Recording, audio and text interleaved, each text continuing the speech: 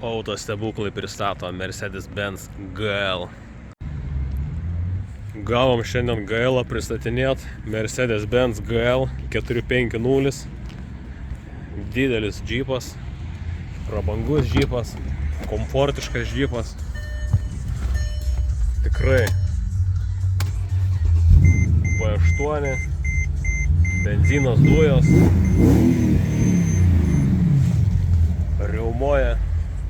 riaumoja kaip turi būt, žvėris, vietos kiek, ir gale daug, ne tik priekį.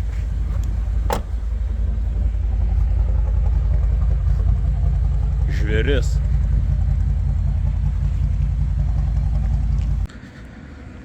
Toks didelis visureigis, juodas visas, blizga.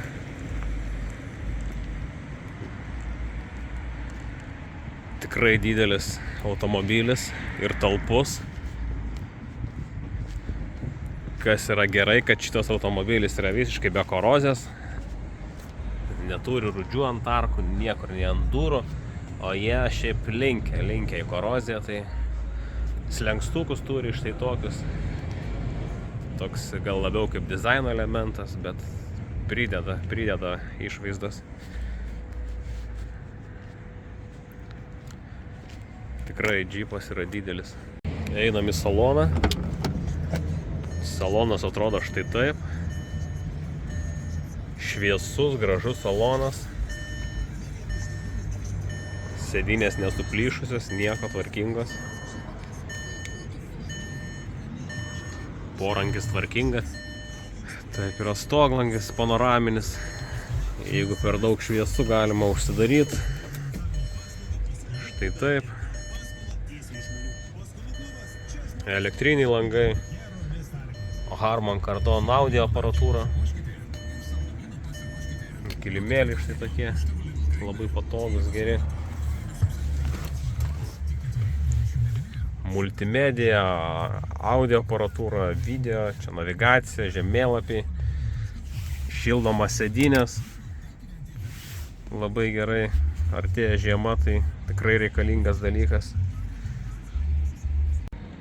Taip, žiūrim kaip gale. Gale vietos irgi tikrai daug. Ir vaikam, ir suaugusiam žmonėm pakankamai tos vietos, ir kojam yra vietos, ir galvai. Gale taip pat yra stoglangis, atsidaro, parodysiu po to kaip. Taip, šitas visureigis yra 7vietis, gale dar 2 vietos tokios papildomos, kurios susilanksto ir pasidaro didesnę bagažinę.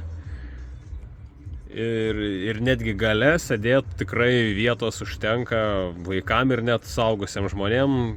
Aišku, nėra taip labai patogu, bet vietos tikrai yra nemažai. Nepalyginsi kaip kokiam BMW ar kažkokiam kitam automobilį. Keleiviui laipinimas į galą atrodo štai taip. Atsilenkia galinė sėdynė ir per čia galima patekti, atsisėsti patogiai.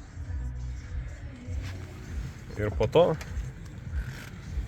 užsilenkia taip ir štai taip. Ir tada sėda jau kita eilė žmonių.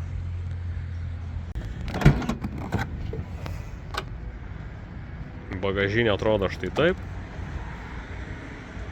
Šita dalis susilanksta.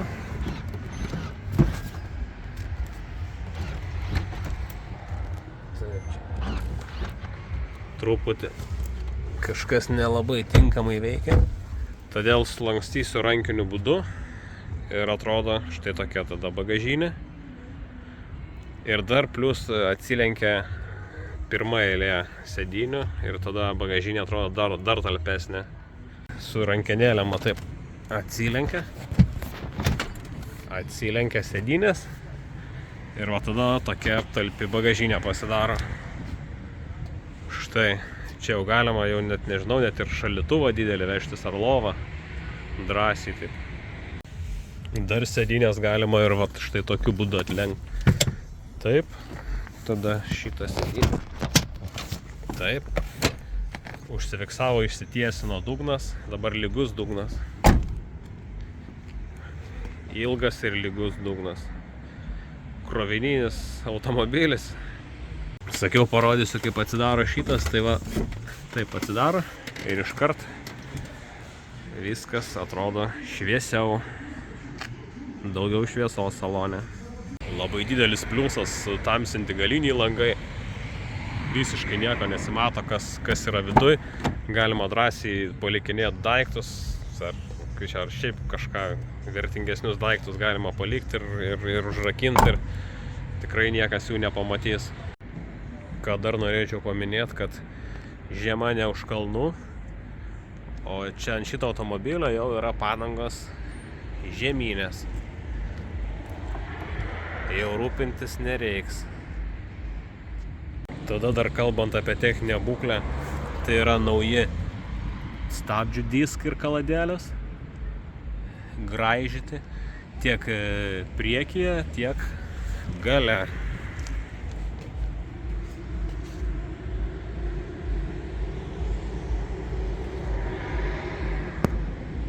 Nelabai čia sufokusavo. Žiūrim toliau, pritildom muziką.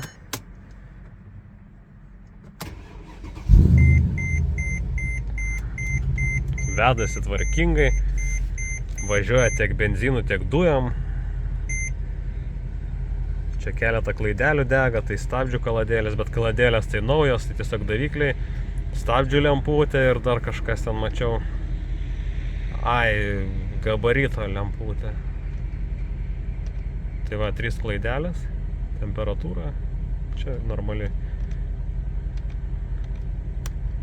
Rita dabar tokia. Ką, variklis dirba gražiai.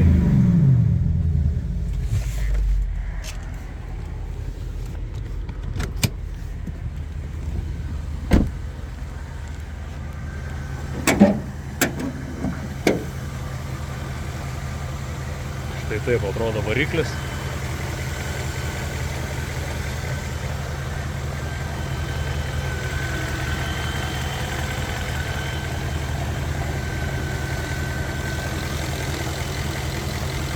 Be to nauji purkštukai stovi, naujas reduktorius. Tai nelabai čia ką čia reikia realiai žiūrėti, bet čia nelabai yra iš tikrųjų ir ką žiūrėti. Tai yra ksenon žibintai.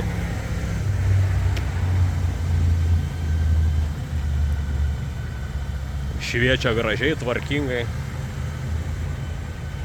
Lemputės naujos sudėtos.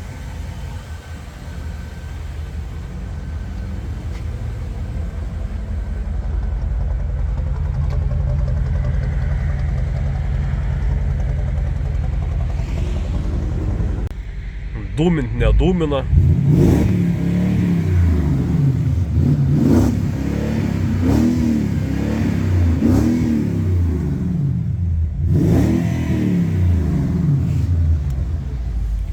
Jokio dūmo išvis nemeta.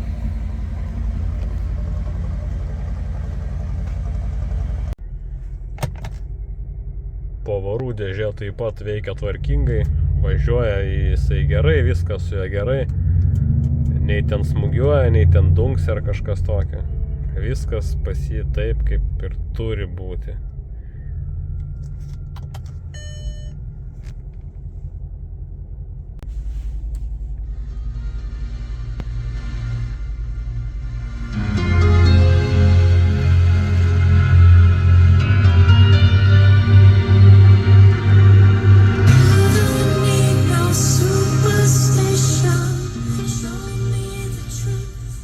Muzika tikrai groja gražiai, tvarkingai, niekas netroška, nebraška.